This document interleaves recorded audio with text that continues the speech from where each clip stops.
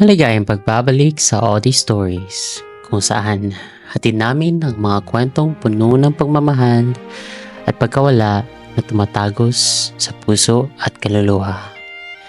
Ngayon, ibabahagi namin ang isa sa mga pinakatanyag na kwento ng lahat ng panahon. Titanic. Isang kwento ng dalawang tao mula sa magkaibang mundo na pinagtagpo ng tadhana sa barkong hindi malilimutan. Gaya ng lagi, inaanyayahan ka namin kayong makinig, magpahinga, at isabuhay ang kwentong ito ng pag-ibig, sakripisyo, at hindi mapipigilang kapangyarihan ng kapalaran. Ang RMS Titanic ang pinakamalaki at pinakamarangyang barko sa buong mundo. Ito'y naglayag mula sa Southampton noong 10 ng Abril 1912 patungo New York. Sa itong barko ng mga pangarap, isang lumulutang na palasyo na may sakay na mga pasahero mula sa iba't ibang uri ng pamumuhay. Bawat isa ay may kanya-kanyang mga hangarin at inaasahan sa hinaharap. Ngunit sa gitna ng maraming pasahero, dalawang buhay ang magtatapong magbabago ng kanilang kapalaran. Si Jack Dawson ay isang malayang kaluluwa, isang batang artistang walang yaman o pangalan. Ngunit puno ng pagmamahal sa adventure at sa kasalukuyang sandali. Nanalo siya ng ticket papuntang Titanic sa isang laro ng baraha bago ang pag-alis ng barko na para bang siya na ang pinakamaswerteng tao sa mundo. Sa kabilang dako, si Rose Duebicator, isang dalagang babae mula sa mayamang pamilya, ay tila nakatali sa mga inaasahan ng kanyang lipunan. Si Rose ay isang nakatakdang ikasal kay Cal Huckley, isang mayaman ngunit mapagmataas na lalaki. Sa labas, tila siya ay perpekto at buhay sa kasaganahan. Ngunit sa loob ay siya ay parang bilanggo.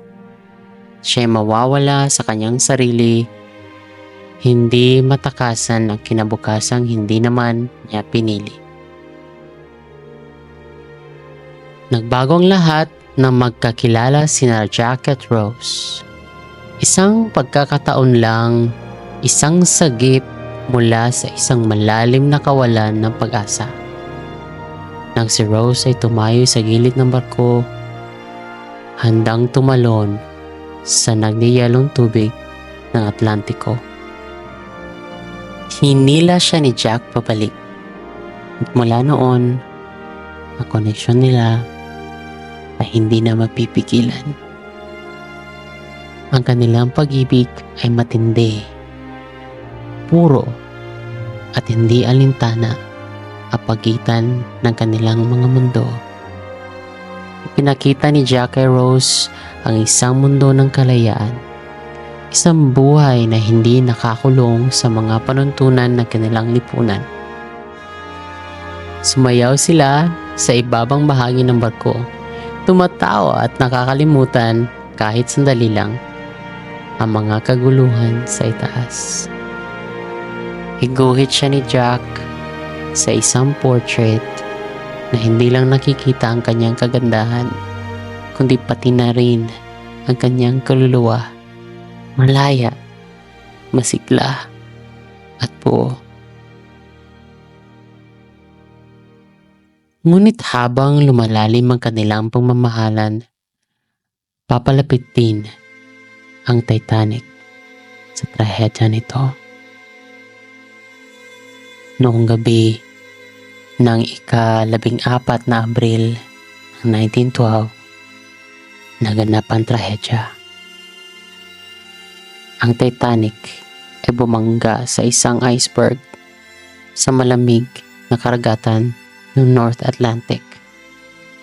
Kumalat ang takot at kaguluhan habang dahan-dahang lumulubog ang barko na pinaniniwalaang hindi matutumba. Sa gitna ng kaguluhan, mahigpit na kumapit sina Jack at Rose sa isa't isa. Sinubukang mabuhay habang ang buong mundo nila ay nagkakawatak-watak. Mabilis na napuno ang mga lifeboat, ngunit hindi sapat para sa lahat. Ginawa ni Jack yung pinakahuling sakripisyo. Tiniyak na ligtas si Rose kahit alam niyang kaunti na lamang ang kanyang pagkakataon. Sa mga huling sandali ng Titanic, habang lumulubog na ito at napapalibutan ng yayalong tubig, hindi nagbago ang pagmamahal ni Jack kay Rose. Mahigpit niya ang hinawakan si Rose, bumulong ng mga pangako ng isang kinabukasang hindi nila mararating. Ngunit sa huli, si Rose ang nakaligtas. Naiwan siyang puno ng alaala ng isang pagmamahal na nagbago sa kanya magpakailanman.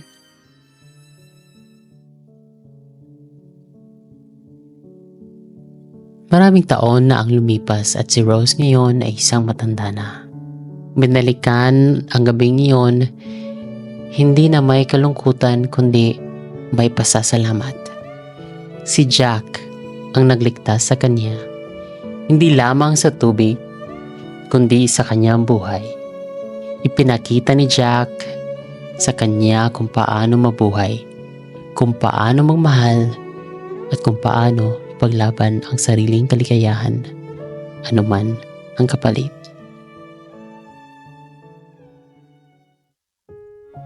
Ang kwentong ito ng Titanic ay nagpapaalala sa atin na ang pagmamahal ay hindi nasusukat sa haba ng oras, kundi sa lalim ng ating koneksyon.